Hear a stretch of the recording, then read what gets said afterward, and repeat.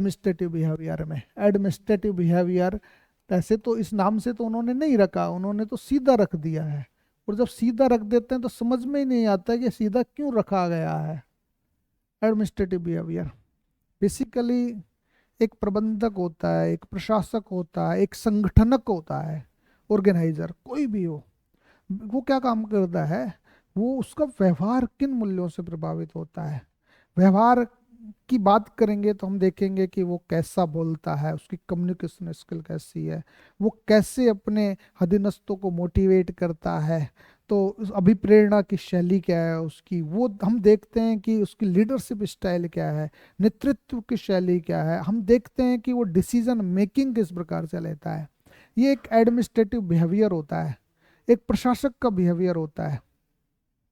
जैसे हमने लोक प्रशासन में पढ़ा, ताजुब की बात देखिए कि आपका लोक प्रशासन एवं प्रबंधन भी हमने पढ़ाया।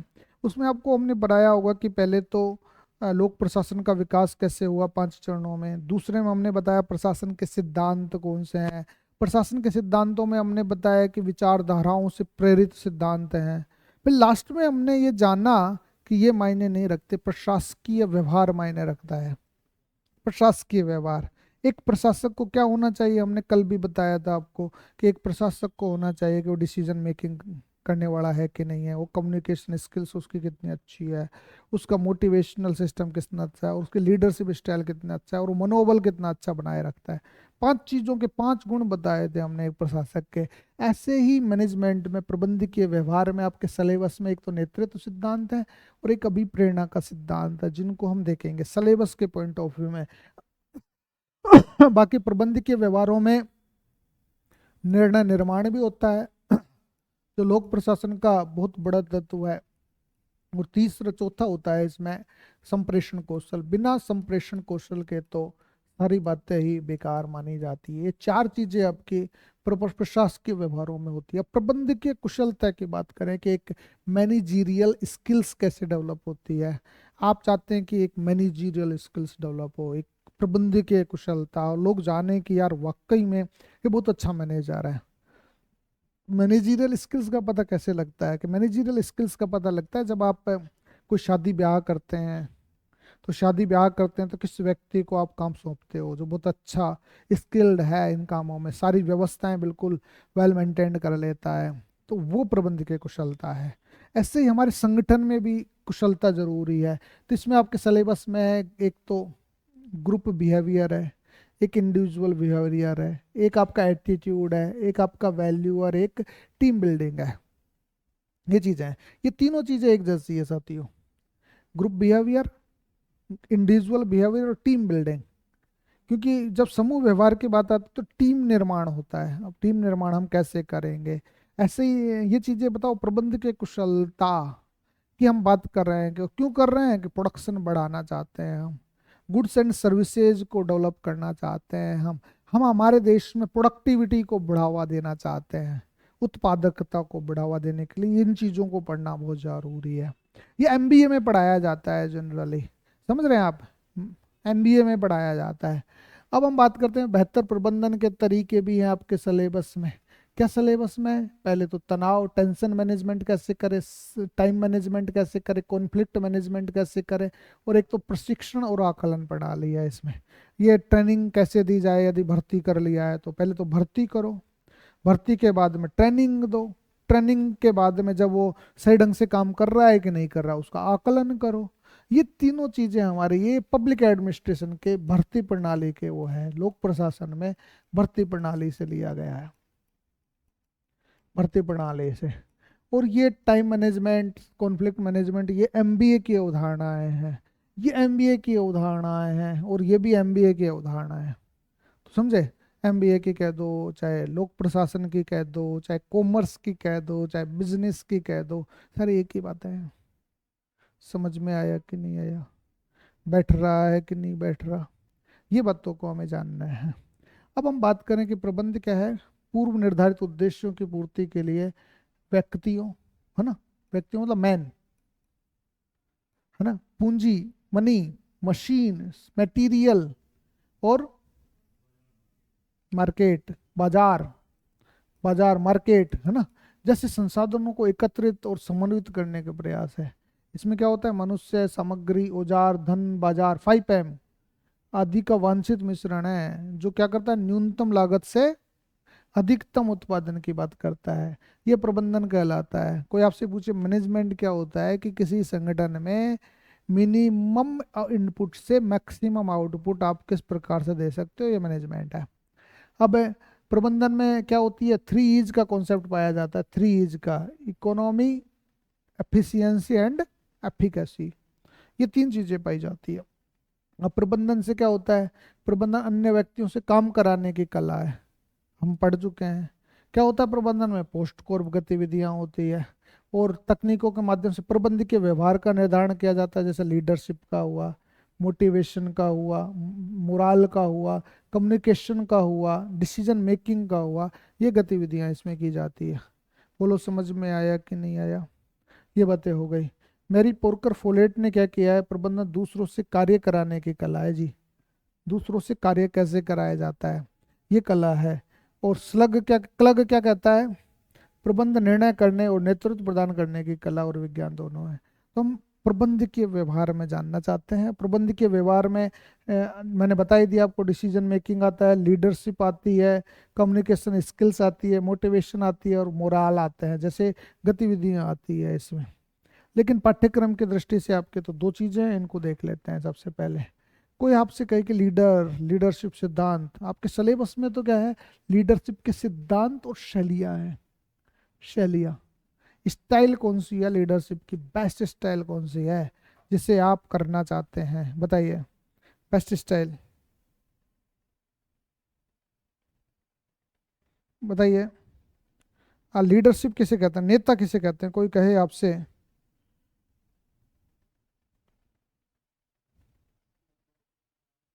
हाँ,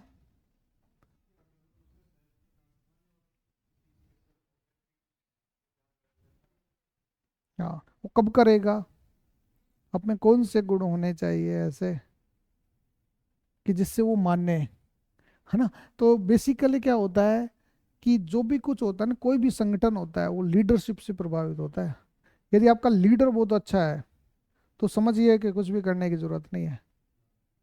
ओरा, उस लीडर का ओरा आपके संस्थान को प्रभावित करता है।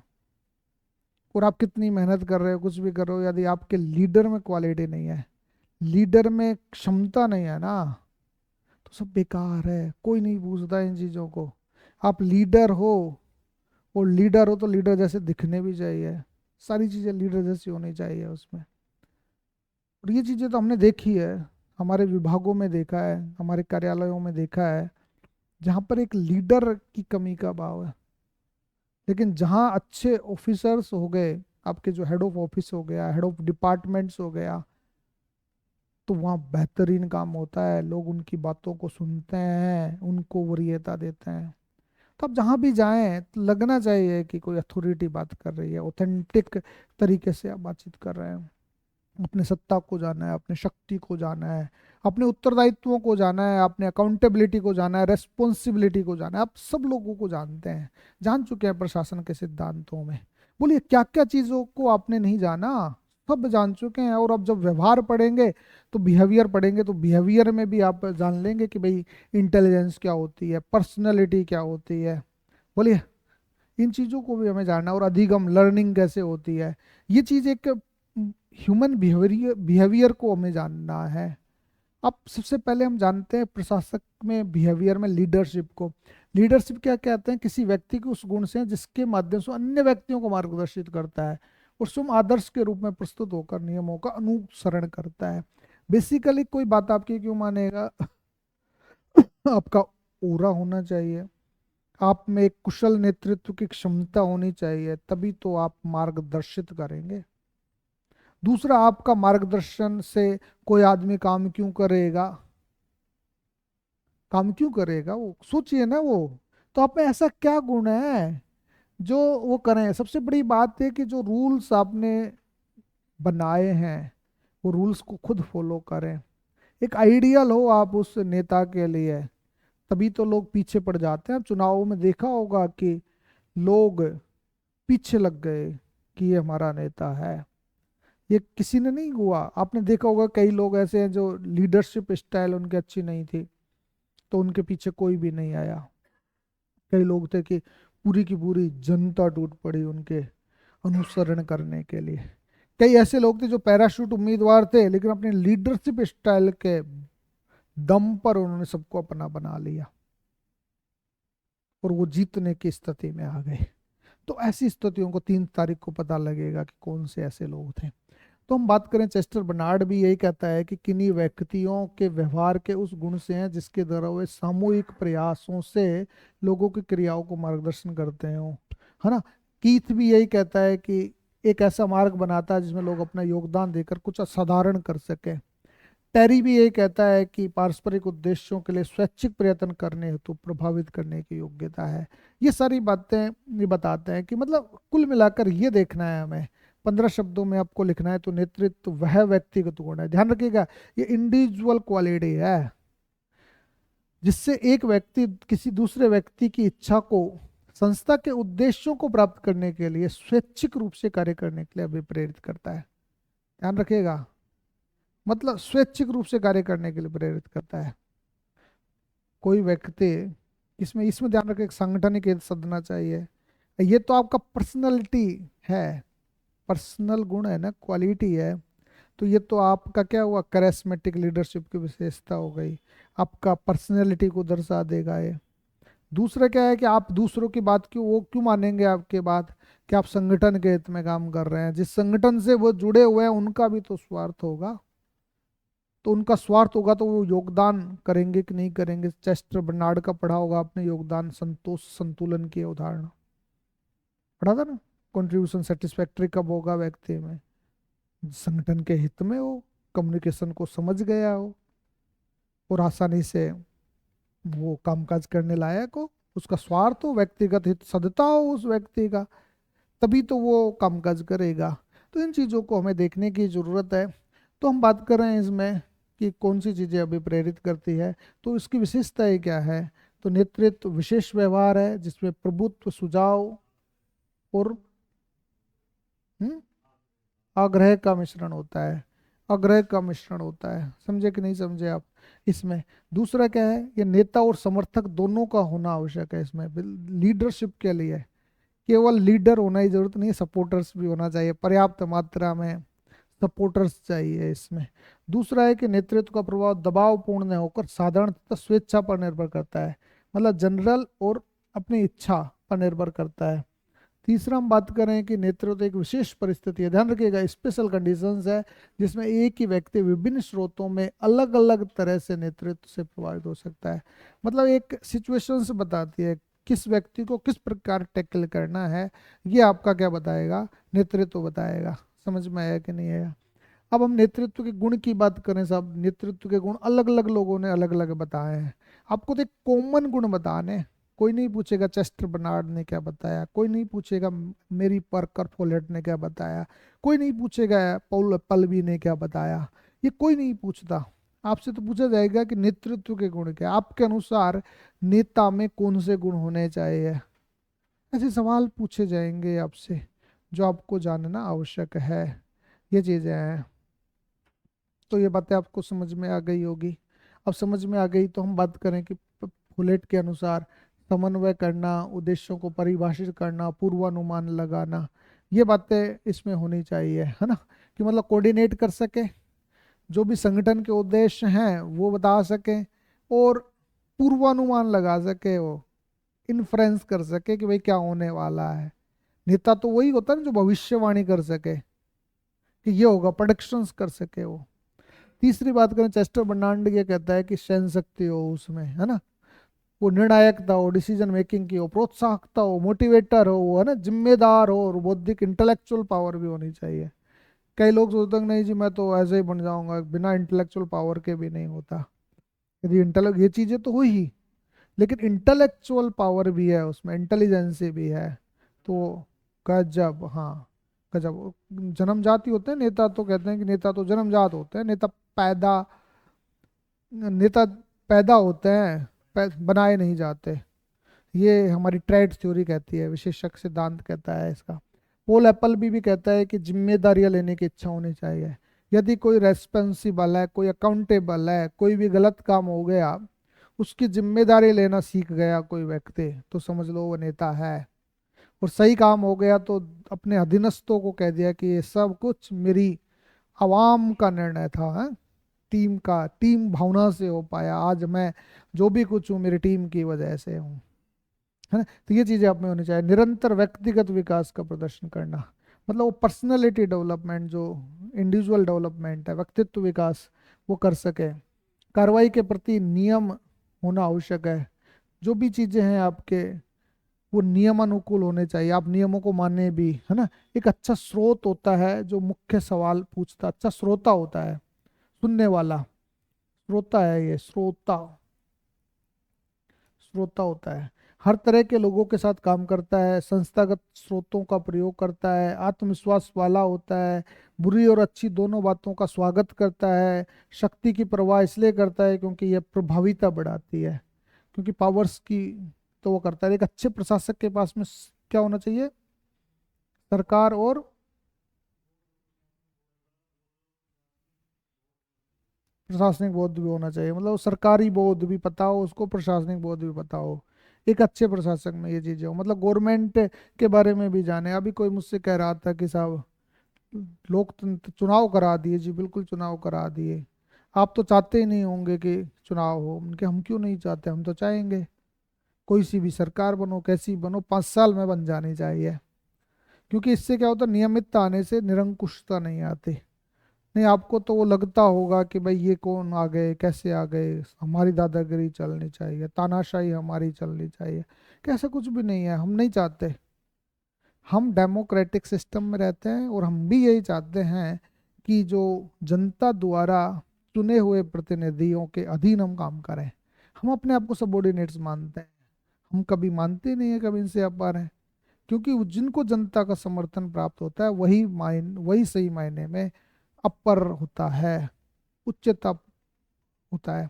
वो हमें करना है, वो हमारा ओरा है। यदि हम मान लो उनसे अच्छे ओरा के हो जाते हैं, जनता हमें सपोर्ट करती है, तो कोई बात नहीं। कोई कहते हैं कि चुनाव लड़ लो, कहते हैं ऐसे, जनता आपको सपोर्ट करे चुनाव लड़ लो, यदि दिमाग ज़्यादा ही है तो आप में, तो वो भी करके देख लेते हैं कई लोग। तो इसमें मेन बात है कि आपको ये गुण दिखने चाहिए विभिन्न विद्वानों का, विचारों का। क्या होना चाहिए कि एक उत्तम स्वास्थ्य और सुगठित शरीर होना चाहिए, है ना। एक हेल्दी एंड बिल्कुल शरीर आपका बिल्कुल फिजिक स्ट्रक्चर अच्छा होना चाहिए, हाँ। हाँ, कुशाग्र है, पहलवान टाइप की होना चाहिए, बिल्कुल सिंपल होना चाहिए। कुशाग्र बुद्धि का होना चाहिए, मतलब इंटेलेक्चुअल होना चाहिए। आप में कॉन्फिडेंस और विल पावर से लबरेज होना चाहिए उसमें। स्फूर्त मतलब स्मार्ट एंड टॉलरेंट होना चाहिए। चरित्रवान होना चाहिए। डिसीजन मेकर होना चाहिए, प्रॉम्प्ट डिसीजन ले सके। आपके मोटिवेशनल कैपेसिटी होनी चाहिए उसमें, है ना। और आपके दूरदर्शिता, विजनरी पावर होनी चाहिए उसमें। उत्तरदायित्व का, रेस्पॉन्सिबल का भाव होना चाहिए उसमें। समूह भावना का पाया जाना चाहिए। मिलनसारिता और व्यवहार कुशल होना चाहिए। ये सारी बातें उसमें होनी चाहिए, तो वो लीडर है। और लीडर है तो हम लीडरशिप की स्टाइल्स की बात करें, सिलेबस में तो लीडरशिप की स्टाइल और लीडरशिप के सिद्धांत है, विचारधारा है, theory of leadership and style of leadership. अब स्टाइल ऑफ लीडरशिप, आपकी लीडरशिप की स्टाइल, आप कौन सी स्टाइल में नेतृत्व करना पसंद करेंगे? निरंकुश शैली में, या कर्मचारी केंद्रित शैली में, या प्रोडक्शन केंद्रित शैली में, है, या पार्टिसिपेटरी स्टाइल में? किस स्टाइल में आप लीडरशिप करना पसंद करेंगे? ये आपका व्यक्तित्व को बताएगा, और व्यक्तित्व से ही आपका डिसीजन मेकिंग करने की पावर बढ़ेगी। तो देखिए, इसमें सबसे पहला है निरंकुश शैली। निरंकुश का मतलब होता है एट्रो, इसको बोलते हैं एट्रोक्रेट, एट्रोक्रेटिक स्टाइल। एट्रोक्रेटिक, डेमोक्रेटिक नहीं, एट्रोक्रेटिक, मतलब एक ही व्यक्ति की चले, प्रभुत्ववादी, डोमिनेंट स्टाइल है ये। क्रेटिक स्टाइल, ये क्या है? डोमिनेंट स्टाइल है, ये डायरेक्टिव स्टाइल है, ये कर देना, ये कर देना, ये कर देना, है ना। संपूर्ण अधिकार नेता के हाथ में होता है, वो खुद ही नीतियां बनाता है और अधीनस्थों को आदेश देता है कि उनसे पूर्ण आज्ञाकारिता की मांग करता है, जैसा कहा है वैसा कर देना, नहीं तो शाम को खिंचाई कर दूंगा तुम्हारी, खालू देड़ दूंगा। ये होती है निरंकुश शैली। तू क्यों हंस रहा है भाई? ऐसा मैं हूं क्या? तू क्यों हंस रहा है ना? ये होती है एट्रोक्रेटिक। तो एट्रोक्रेटिक स्टाइल है, ये काम हो जाना चाहिए। दूसरा क्या है कि मुक्त व्यापार शैली है, ये कंट्री क्लब स्टाइल है। कंट्री क्लब, मुक्त व्यापार को क्या बोलते हैं? Country club. कंट्री क्लब का मतलब क्या होता है? भाड़ में जाए दुनियादारी चल रहा है, चलने दो। बोलिए, भाड़ में जाए दुनियादारी चलती है तो चलने दो। ये चीजें हो गई। अब हम बात करें इसमें क्या होता है, मुक्त बागडोर शैली होती है। इस शैली में नेता अधीनस्थों को उनके कामों में पूर्ण स्वतंत्र दे देता है, आपकी मर्जी में जैसे कर देना। और उन्हें अपने लक्ष्य तय करने, उन्हें प्राप्त करने की अनुमति देता है। खुद ही तय कर लो कितना प्राप्त कर लोगे, आज कितने कामकाज कर दोगे आप। और दूसरे शब्दों में इस शैली के नेता को न्यूनतम या शून्य भागीदारी के साथ व्यक्तिगत निर्णय के लिए पूर्ण आजादी होती है। इसमें खुद तय कीजिए आपको क्या करना है, कोई नहीं करना चाहेगा। ऐसे कॉन्ट्री क्लब, देशी क्लब हो गया है तो, ऐसा भी कोई नहीं करना चाहेगा, है ना। तीसरी शैली क्या है आपकी? तीसरी शैली है डेमोक्रेटिक स्टाइल। वो एट्रोक्रेटिक थी, ये डेमोक्रेटिक है, और वो कॉन्ट्री क्लब थी ना। डेमोक्रेटिक स्टाइल, ये डेमोक्रेटिक स्टाइल, नीचे बैठ जाओ। कि डेमोक्रेटिक स्टाइल क्या कहती है? कि डेमोक्रेटिक स्टाइल ये कहती है कि इसको पार्टिसिपेटरी स्टाइल भी कहते हैं। पार्टिसिपेटरी स्टाइल, इसमें नेता अधीनस्थों को निर्णय निर्माण की प्रक्रिया में भाग लेने की आज्ञा देता है कि बताइए क्या करना है। दूसरा ये कहता है कि सभी नीतियों और निर्णय समूह चर्चाओं से निकलते हैं, ग्रुप डिस्कशन से निकलते हैं, है ना। और दूसरा ये कहता है कि शैली प्रशासन में मानव संबंध दृष्टिकोण के युग में लोकप्रिय हुई है। कि मतलब सबसे कहता है कि बताइए जी क्या करें, मीटिंग्स हुई, मीटिंग्स में बता दिया कि बताओ क्या करना चाहिए मुझे, कैसे करना चाहिए, ये सारी बातें ये बता देते हैं। बोलो समझ में आई कि नहीं? सही। ये तीन प्रकार की शैलियाँ आपको पता होनी चाहिए, एट्रोक्रेटिक, डेमोक्रेटिक एंड काउंट्री क्लब। सबसे बेस्ट स्टाइल कौन सी है? डेमोक्रेटिक। कोई आपसे पूछे कि सबसे बेस्ट स्टाइल डेमोक्रेटिक, तीन स्टाइल्स आपको पता हो। अब हम बात करते हैं कि theory of leadership. Leadership theory की बात कर रहे हैं हम, विचारधाराओं की बात करते हैं, सिद्धांतों की बात करते हैं, दृष्टिकोणों की बात करते हैं, उपागमों की बात करते हैं। अप्रोचेज के रूप में भी आ जाती है, थ्योरी के रूप में भी आ जाती है, सिद्धांतों के रूप में भी आ जाती है, लोग अलग अलग नाम से जानते हैं हम। लेकिन ये बेसिकली तीन आधार हैं इसके। एक तो आपका है क्लासिकल थ्योरी है। क्लासिकल थ्योरी बोलो, हमने पब्लिक एडमिनिस्ट्रेशन में पढ़ा था, क्लासिकल थ्योरी है ना। दूसरी इसमें behavioural theory theory behavioural theory, हमने व्यवहारवादी विचारधारा भी पढ़ी थी, बोलो पढ़ी थी कि नहीं पढ़ी थी। और तीसरी situational theory, situational theory, situational theory. ये तीन प्रकार की थ्योरी है। यदि ये तीन थ्योरी आपको पता होगी तो इनके जो आयाम है वो भी हम आसानी से बता देंगे। बोलिए, समझे कि नहीं समझे? तीन प्रकार की थ्योरी आपको याद रहनी चाहिए। अब तीन प्रकार की थ्योरी के भी हम इनकी विचारधाराएं बता देंगे साहब। इसमें तो एक ग्रेट मैन थ्योरी है, ग्रेट मैन थ्योरी, कि साहब आप तो महान हो, महानता का बखान करेगी जनता, क्योंकि आप महान ही पैदा हुए हो, क्योंकि आप में ग्रेजुट्यूड है, आप में ग्रेटिट्यूड है, आप में महानता के लक्षण है ना। दूसरा एक विशेषक गुण है इसमें, विशेषक गुण, विशेषक को बोलते हैं ट्रैट थ्योरी। ट्रैट थ्योरी की मतलब नेता में कुछ विशेष गुण पाए जाते हैं जिसकी वजह से क्या होता है, वो व्यक्ति नेता बनता है। ये दो प्रकार की थ्योरी इसमें आती है जिनको हमें जानना है। तो सबसे पहले हम बात करते हैं ग्रेट मैन थ्योरी की। बोलिए, इस थ्योरी के अंतर्गत ये सिद्धांत है, यूँ समझ लीजिए, या यूँ समझ लीजिए कि ये विचारधाराएं हैं इसके अंतर्गत। तो जिसमें विशेषक गुण है, कुछ लोगों के विशेषक गुण होते हैं जिनसे वह नेता बनता है। इसी यही तो कहता है नेता पैदा होते हैं, बनाए नहीं जाते। आपसे 50 शब्दों में पूछा जा सकता है, नेता पैदा होते हैं बनाए नहीं जाते, टिप्पणी कीजिए। ऐसे सवाल पूछे जाते हैं।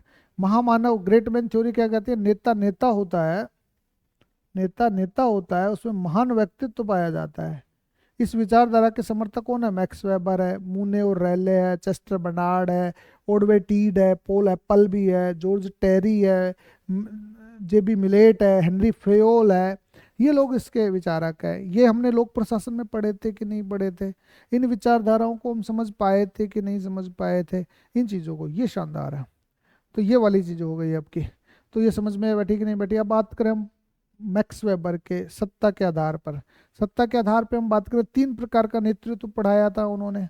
सत्ता के 3 प्रकार बताए थे, जिसमें ये ठीक है, सत्ता के 3 प्रकारों में उन्होंने पढ़ा था कि एक तो परंपरागत नेतृत्व है, एक तो आपका क्या है ट्रेडिशनल लीडरशिप है, दूसरी क्या है आपकी कैरिस्मेटिक लीडरशिप है, और तीसरी क्या है आपकी रैशनल, लीगल रैशनल लीडरशिप है। बोलिए, ये नेता इसके हो गए। जैसे हम तो हुए, हम तो ना तो ट्रेडिशनल लीडरशिप रखते थे, क्योंकि ट्रेडिशनल लीडरशिप रखते हैं तो क्या होता कि हम अपना ओरा अलग ही प्रकार का होता है ना। हालांकि मॉनिटर बनाया जाता था, लेकिन हम ज़्यादा दिन नहीं रहते थे, मॉनिटर आ जाते थे हमारी वही कंट्री क्लब थ्योरी में। बेसिकली हम कंट्री क्लब स्टाइल वाले लोग हैं, कहते हैं लोग हमारे बारे में, तो कंट्री क्लब स्टाइल का है, ये कोई नेता थोड़ी है।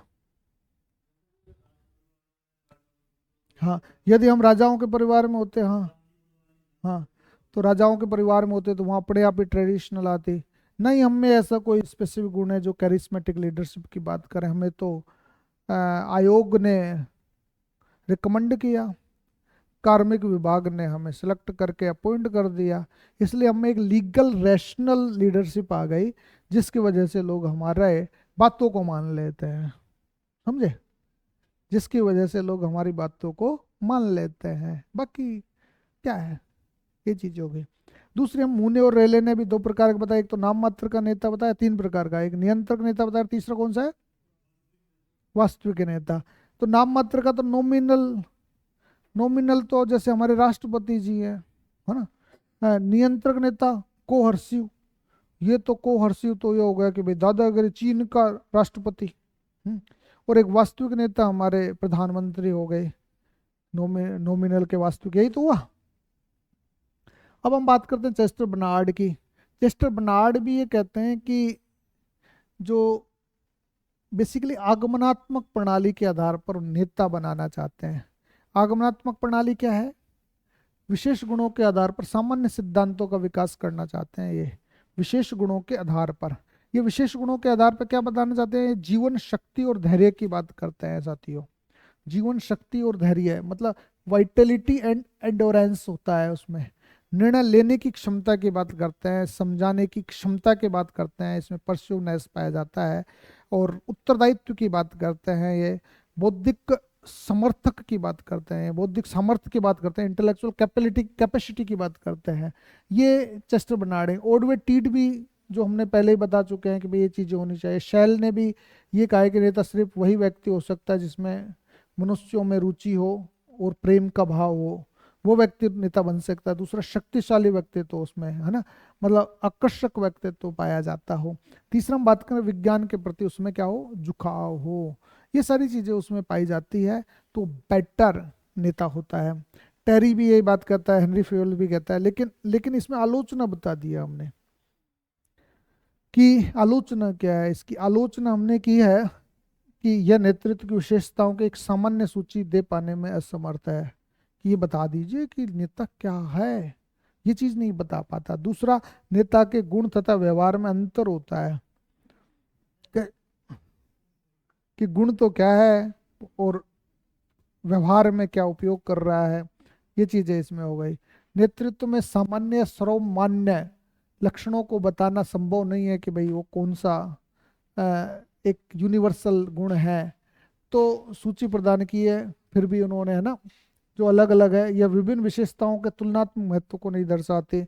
यदि हम देखेंगे तो सबने अलग अलग तुलना की है इसकी। उच्च स्तरों से लेकर न्यूनतम स्तर तक के नेता के गुणों में भिन्नता होना आवश्यक है। ये कहता है कि एक जैसा ही होता है। जैसे मान लीजिए मिनिस्ट्रियल स्टाफ का नेता अलग प्रकृति का होता है, ऑफिसर्स का नेता अलग प्रकृति का होता है, नेताओं का नेता अलग प्रकृति का होता है। सब में अलग अलग ही तो प्रकृति पाई जाती है, और इसे कायम करने के लिए आवश्यक विशेषताओं के बीच फर्क नहीं करती। मतलब बेसिकली विशेषताएं, और जब परिस्थिति के अनुसार उसको ढालना हो तो वो नहीं बता पाती कि दोनों में बेसिक डिफरेंस क्या है। अब हम बात करें या अधीनस्थ की आवश्यकताओं की उपेक्षा करती है, वो तो कहता है कि जो नेता ने बोल दिया वो फाइनल है, ये सारी बातें ये बताती है। अब हम बात करें कि नेतृत्व की विवेचना में नेता के व्यक्तिगत गुणों का अध्ययन क्या होता है, विशेष उपयोगी सिद्ध नहीं हुआ है। सभी नेता सभी गुणों और चातुर्य के धनी नहीं होते। लक्षणवादी विचारधारा है जो ट्रेट थ्योरी है, वो नेतृत्व गुणों में पूर्ण सूची प्रदान नहीं करता है। ये बातें हुई, तभी तो व्यवहारवादी विचारधारा आपके उसमें आई। तो इसमें दो सिद्धांत हम पढ़ चुके हैं, बोलिए।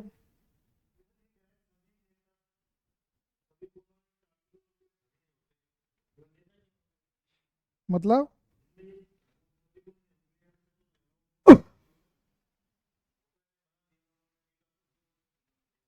देखिए आप क्या समझते हो, ये जानिए। आप तो ये मत सोचिए किसने क्या कहा है, किसने क्या कहा, एक नेता में क्या गुण होने चाहिए। यदि पर्सनली आप सोचेंगे ना, वो नेता है बस। और वहां अपनी मर्जी से ही लिखोगे आप एग्जाम्स में, तो क्यों ना सोच लें हम एक नेता में क्या गुण होने चाहिए, एक कम्युनिकेटर में बेस्ट कम्युनिकेटर किस प्रकार का होना चाहिए, एक डिसीजन मेकर किस प्रकार का होना चाहिए, एक मोटिवेटर किस प्रकार का होना चाहिए। ये गुण बताइए ना, आप कह सकते हैं। फिर बाद में चार चार पांच पांच गुण आपने बताए, फिर देखिए कि मुझ में क्या है, नहीं है तो आप डेवलप कर लीजिए। फिर कहिए कि फिर आपने डेवलप किया, डेवलप के बाद में एक्सपीरियंस लीजिए, उदाहरण दीजिए फिर खुद के कि मैंने ये किया, मैंने ये किया, मैंने ये किया। लो, फिर नंबर देगा कि नहीं देगा एग्जामिनर, ऐसे नंबर मिलते हैं। अब हम बात करते हैं बिहेवियरल अप्रोच की। बिहेवियरल अप्रोच क्या करती है कि बेसिकली काम कैसे करता है नेता, काम कैसे करता है। ये तो थी कि भाई वो तो था कि भाई गुण है उसमें, और ये कहता है कि जनरली करता क्या है, व्यवहार में क्या करता है वो, ये चीज को बताती है। बेसिकली दो आधार पे बताती है, तो उत्पादन केंद्रित है कि कर्मचारी केंद्रित है। ये दो प्रकार के स्टाइल लेकर चलती है कि उत्पादन को बढ़ाना है या कर्मचारियों के हितों की बात करनी है। कर्मचारी केंद्रित है, और हमें ध्यान रखना है कि हमें दोनों चीज़ों को साथ लेकर कर चलना है, कि हमें प्रोडक्शन भी ओरिएंटेड होना है और हमें एम्प्लॉयज भी ओरिएंटेड होना है। हमें नेता कैसे बनना है, हमें नेता ऐसा बनना है जो शासन के उद्देश्यों की पूर्ति कर सके, और साथ ही एम्प्लॉयज भी के साथ ही आप काम करते हो। शासन के उद्देश्यों की पूर्ति कब होगी, जो आपके अधीन कामकाज कर रहे हैं वो अच्छा काम करेंगे, तभी हो पाएगी। तो हमें उन चीज़ों को ध्यान देने की ज़रूरत है। तो हम देख रहे हैं कि इस बात पर केंद्रित नेता क्या करते हैं।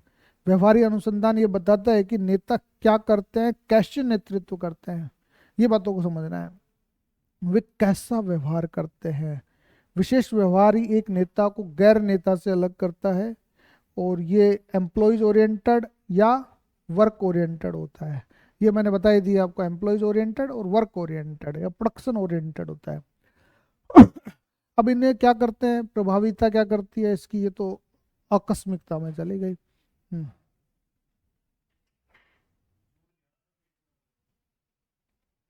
इसमें एक पेज छूट गया है बेसिकली, तो बता देते हैं आपको, कोई नहीं है। व्यवहारवादी विचारधाराओं की हम बात करें तो व्यवहारवादी विचारधारा में काफ़ी अच्छी विचारधारा आई थी, जो तो आपको छोड़ दिया है इसने, टाइम नहीं कर पाया।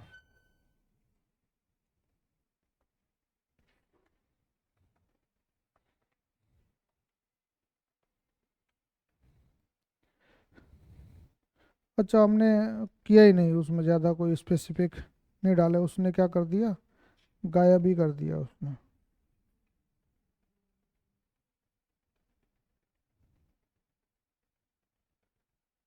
इसने तीन चार, ये उल्टा लगा दिया, आयोवा राज्य विश्वविद्यालय का था, सॉरी, ये चीज़ हो गई। ये विचारधारा है, ये इसमें आएगी। हाँ, टेननबाम आपके स्थितिगत में आ गया, ये वाली रही। ये विचारधारा है इसमें, ये व्यवहारवादी विचारधाराएं हैं। क्योंकि मैंने लिखवाया था तो मुझे पता है, अभी लिखवाया था 8, कौन से थे आपके, जब प्रीलिम्स के एग्जाम चल रहे थे तब लिखवाया था मैंने। बेसिकली ये आयोवा यूनिवर्सिटी है, आयोवा ध्यान रखिएगा, एक तो आयोवा यूनिवर्सिटी है, एक ओहियो यूनिवर्सिटी है, और तीसरी मिशिगन यूनिवर्सिटी है। ये मिशिगन होगा शायद, ब्लैक म्यूटन का। हाँ, ये मिशिगन का है, मिशिगन यूनिवर्सिटी। 3 अमेरिका की यूनिवर्सिटीज है, वहाँ पर रिसर्च हुआ है लीडरशिप स्टाइल पे, लीडरशिप थ्योरी पे, कि नेता करते क्या हैं और कैसे करते हैं, उनको क्या करना चाहिए कि जो काम अच्छा हो सके।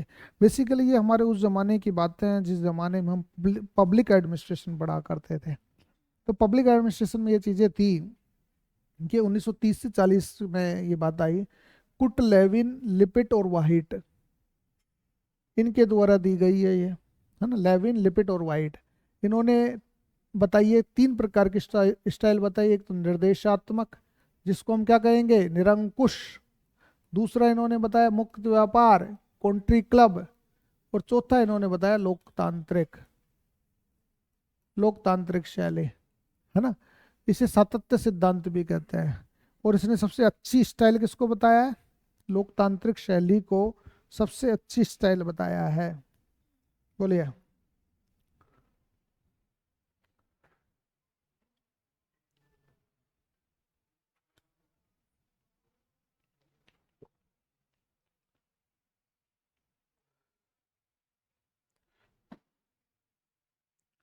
अब देखिए, कोई पूछे कि साहब आयोवा में क्या है, आयोवा में ये स्टाइल है और सबसे बेस्ट स्टाइल क्या है, लोकतांत्रिक स्टाइल है, लोकतांत्रिक शैली है। बोलिए। ओयो में बात करें तो हम ये फ्लीशमान, हैरिस और बर्ट ने किया है। फ्लीशमान, हैरिस और बर्ट, इसमें 2 प्रकार का नेता बताया है, नेता के प्रकार बताया है, नेता के प्रकार। एक तो है उच्च संरचनात्मक, उच्च संरचनात्मक, और एक दूसरा है उच्च विचारात्मक, विचारात्मक, है ना। ये तो कार्मिकों के, ये तो एम्प्लॉयज ओरिएंटेड है विचारात्मक वाला, और संरचनात्मक वाला वर्क ओरिएंटेड बात करता है। तो बात ये करता है कि इसमें ये कहता है किसी कार्मिक को विशेष कार्य सौंपकर मानक के अनुरूप निष्पादन करने की अपेक्षा करता है। वर्क ओरिएंटेड कह दिया कि ये काम है आपको करना है।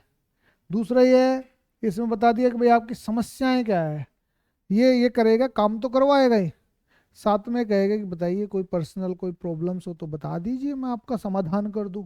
तो ये बातें इसमें होती है। और मिशिगन यूनिवर्सिटी में रेंसिस लिकर्ट ने यह उदाहरण दी है, रेंसिस लिकर्ट। ये लिकर्ट की 4 प्रकार की वो थी, लिकर्ट की 4 प्रकार की स्टाइल, बोलो, पढ़ी थी ना हमने वहां पे, कहाँ पढ़ी थी, लोक प्रशासन में पढ़ी थी। पार्टिसिपेटरी स्टाइल, चौथी जो स्टाइल है इसकी, पार्टिसिपेटरी स्टाइल, वो काफी मायने रखती है। चौथी स्टाइल मतलब भागीदारी पूर्ण नेतृत्व, भागीदारी पूर्ण या लोकतांत्रिक पूर्ण नेतृत्व, ये ज्यादा मायने रखती है। चौथी शैली है उसकी, जैसे निरंकुश हो गई, देशी क्लब हो गई, और एक कार्मिक उन्मुख हो गई, है ना पूरा। और चौथी आपकी ये हो गई लोकतांत्रिक स्टाइल। एक तो उत्पादन उन्मुख की हो गई, एक कार्मिक उन्मुख हो गई, एक देशी क्लब हो गई जो 50-50 की बात करती है, और चौथी लोकतांत्रिक हो गई। तो ये स्टाइल नंबर 4 इसकी ज्यादा मायने रखती है। अब हम बात करते हैं कि नेतृत्व के मैनेजरियल ग्रिड की बात कर रहे हैं। ये ब्लैक और म्यूटन ने दिया है। ये कोई नहीं पूछेगा आपसे, आपको जानना है कि लीडरशिप स्टाइल क्या होती है और कैसे काम करती है। आज तक नहीं पूछे गए हैं, जानना है।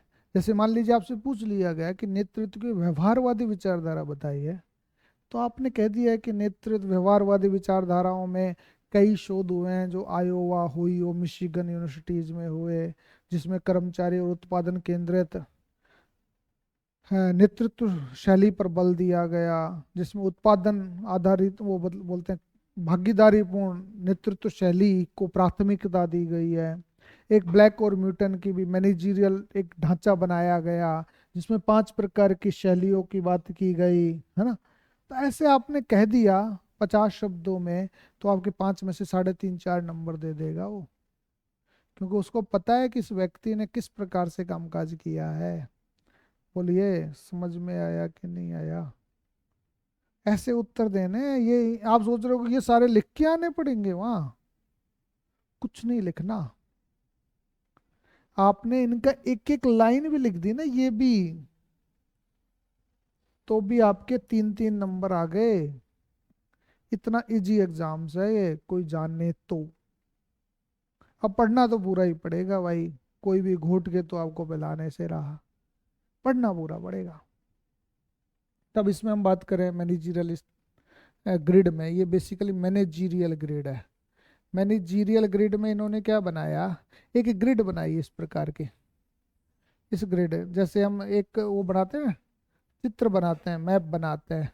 मैप बनाते हैं तो इसमें तो हमने उत्पादन केंद्रित होगा, ये ओ अक्स हो गया, ये एक्स अक्स हो गया और वाई अक्स हो गया, है ना, ऐसे। ये तो उत्पादन केंद्रित हो गई बात, और ये हो गई आपकी कर्मचारी केंद्रित बात हो गई, कर्मचारी केंद्रित। अब इसमें क्या हुआ, जैसे मान लो ये 0 हुआ, है ना, इसको इसको 1 मान लो, ओ की जगह 1 मान लो, 2 मान लो, 3 मान लो, 4 मान लो, 5 6 7 8 और ये 9 हो गया, है ना। या फिर 9 के बाद 8 7 6 5 4 3 2 1, 1 हो गया। फिर 2 3 4 5 6 7 8 9, 2 3 4 5 6 ऐसे बना दिया आपने, ऐसे ग्रिड बना दिया। अब ग्रिड बना दिया तो एक ग्रिड आ गई 5 पे, यूं 5, ये तो हुआ कॉन्ट्री क्लब 5 5 वाला, तो 5 5 का तो क्या हुआ, सॉरी, मध्यम मार्गीय प्रबंधन, मध्यम मार्गीय मिडिल मैनेजमेंट है, जो उत्पादन और जो बीच की बात करता हूँ ना 5 5 पे, तो उत्पादन और कर्मचारी दोनों पे केंद्रित हो। तीसरी बात करें हम इस पे, एक एक की बात कर रहा हूँ यहाँ पे, यदि एक एक का यदि ग्राफ बनता है तो वो क्या करेगा, निरुपाय प्रबंधन शैली है, कि कोई प्रबंधन नहीं है, ना तो उत्पादन पे ध्यान दे रहा है, ना ही कर्मचारियों पे ध्यान दे रहा है।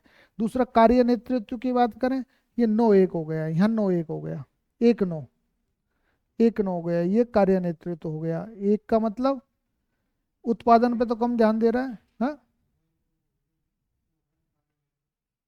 अच्छा 9 1 है, हाँ हाँ, ये उत्पादन हो गया, 9 1 हो गया, ये 9 1 हो गया, ये उत्पादन केंद्रित हुआ, और ये कर्मचारी केंद्रित हुआ, है ना। और ये क्या हुआ, 9 9, ये उत्पादन और कर्मचारी दोनों केंद्रित हुआ, जो होता ही नहीं है जनरली, जो पाया ही नहीं जाता जीवन में। ये चलता है आपका मध्यम मार्गीय, है ना। लेकिन हमें क्या होना चाहिए, ये कहता है ये होना चाहिए मैनेजरियल, ये चीजें। हाँ, बेसिकली क्या होता है कि टोली प्रबंधन है, ये कब हो पाएगा, जब आप पार्टिसिपेटरी स्टाइल को फॉलो करेंगे, जब आप कहेंगे। और ये चीज़ें प्राइवेट सेक्टर्स में हो सकती है, सरकारी सेक्टर्स में तो नहीं करेंगे फॉलो। सरकारी सेक्टर्स में तो ये भी फॉलो हो जाए तो सरकार आप पर जान न्यौछावर कर देगी। सरकार मतलब जनता जान न्यौछावर कर देगी, अच्छा कामकाज कर रहे हैं। बोलो समझ में आया कि नहीं आया है, कि देशी क्लब पूर्णतः क्या है, कार्मिक केंद्रित है। टोली प्रबंधन शैली में क्या है, जहाँ उत्पादन और कर्मचारी दोनों का सरोकार होता हो। समझ में आया कि नहीं आया ये बात, ये बात आपको समझ आ गई होगी। अब हम बात करते हैं कि नेतृत्व का पार्टिसिपेटरी प्रतिमान, ये गेट्टन और जागो ने दिया था। तो ये चीजें आप बता दीजिए। इन्होंने तानाशाह प्रथम बताया, द्वितीय बताया, सलाहकारी बताया, सलाहकारी द्वितीय बताया, और सलाहकारी नेता बनाया है। सलाहकारी नेता बेसिकली सलाहकारी है ना, एडवाइजरी, एडवाइजरी नेता को प्राथमिकता दी है। अब स्कैंडिनेवियन अध्ययन क्या कहता है, रेड्डिन ने दिया है, ये भी 3 आयाम बताता है। एक तो उत्पादन कर्मचारी के अलावा ये कहता है नेतृत्व प्रभाविता, ये 3D इफेक्ट बता देता है, 3D इफेक्ट। ये 3D इफेक्ट क्या कहता है कि एक तरफ तो कर्मचारी है ना, या तो कर्मचारी कर दिया, या उत्पादन कर दिया, और यहाँ आपका नेतृत्व कर दिया। ये चीजें इसमें हो गई। अब नेतृत्व की प्रबंध व्यवस्था क्या कहती है, लिकर्ट की है, लिकर्ट की व्यवस्था प्रथम अभी पढ़ा था अपन ने, है ना। और द्वितीय तृतीय ये सहभागी हो गया आपका, पार्टिसिपेटरी वाले को ज़्यादा महत्व दिया है। तो ये बातें इन्होंने बता दी है। तो बताने के बाद में आपको क्या बताना, एक एक लाइन सबकी याद रखनी है ना। उत्पादन और कर्मचारी केंद्रित की बात रखनी है, आपको पार्टिसिपेटरी स्टाइल्स पे फोकस करना है, आपको डेमोक्रेटिक स्टाइल पे फोकस करना है।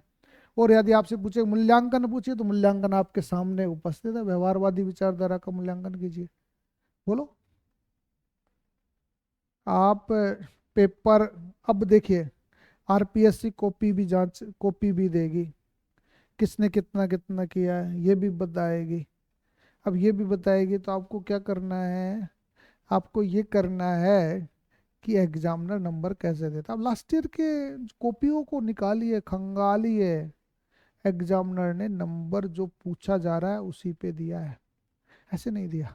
जैसे आपसे पूछ लिया गया व्यवहारवादी नेतृत्व की व्यवहारवादी विचारधारा का आलोचनात्मक मूल्यांकन कीजिए, तो बताइए क्या करेंगे आप।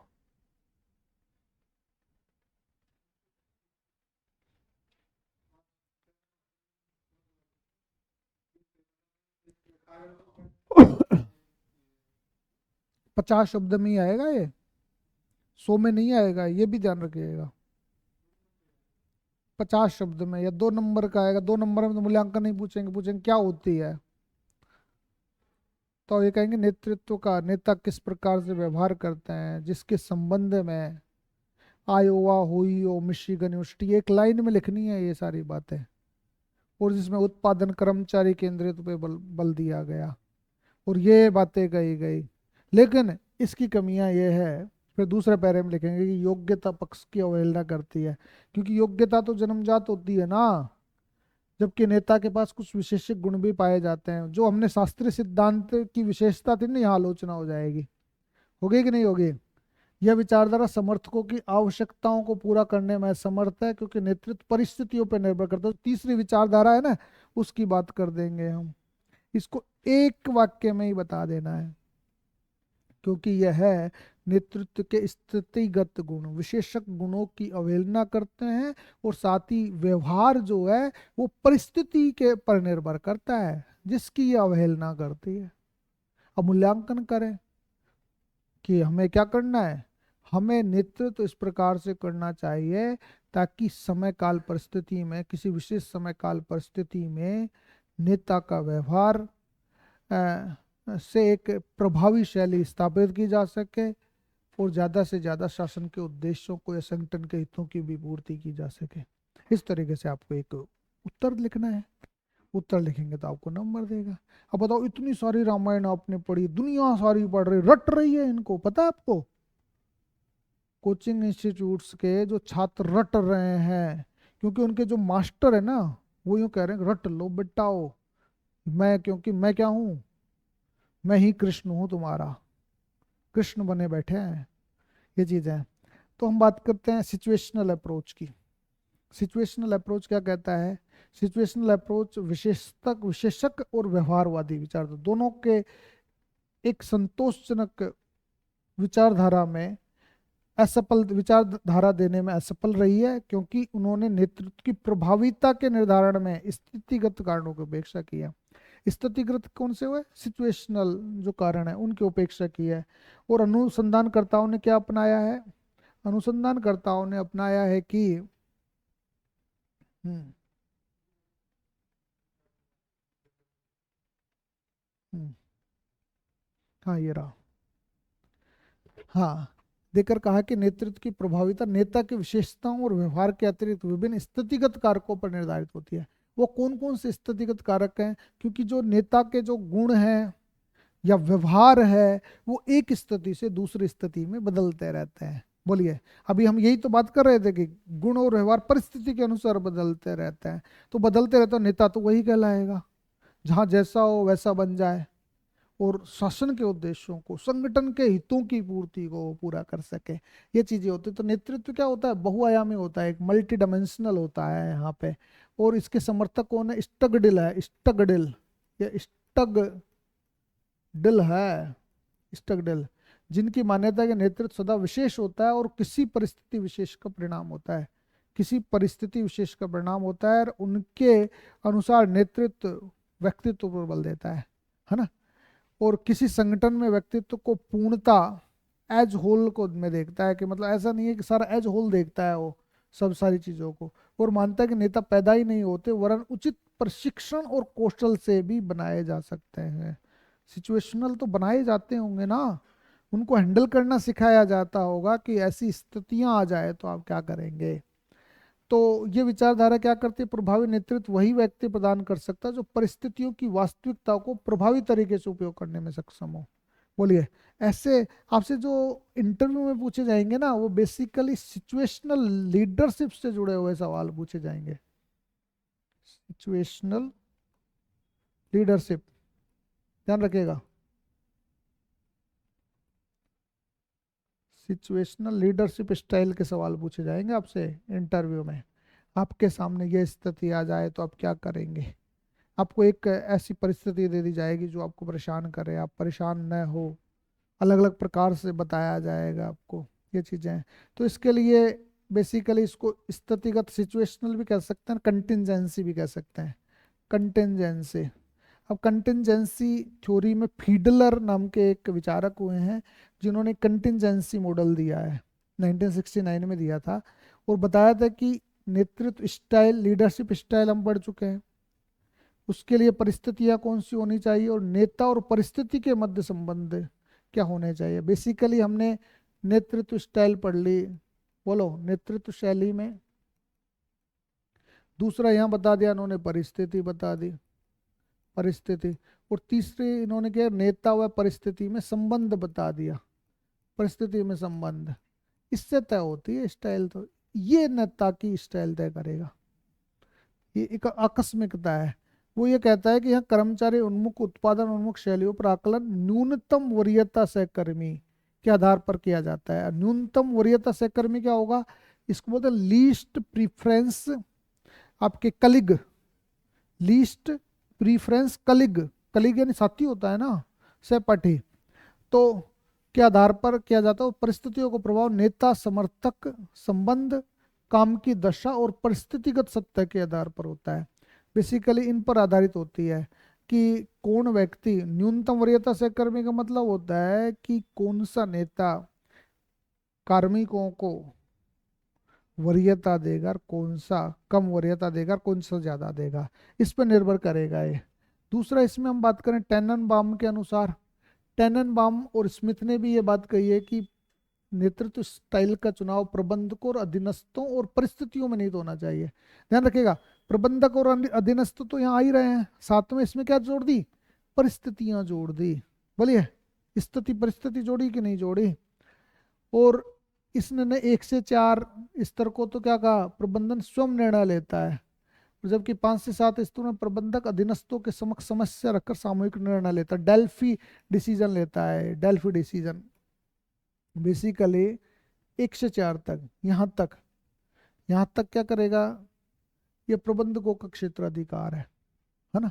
यहाँ पर तो स्थिति में तो खुद मैनेजर निर्णय लेंगे, और यहाँ जाएगा तो जो अधीनस्थ हैं वो निर्णय लेंगे 4 से 7 के मामलों में।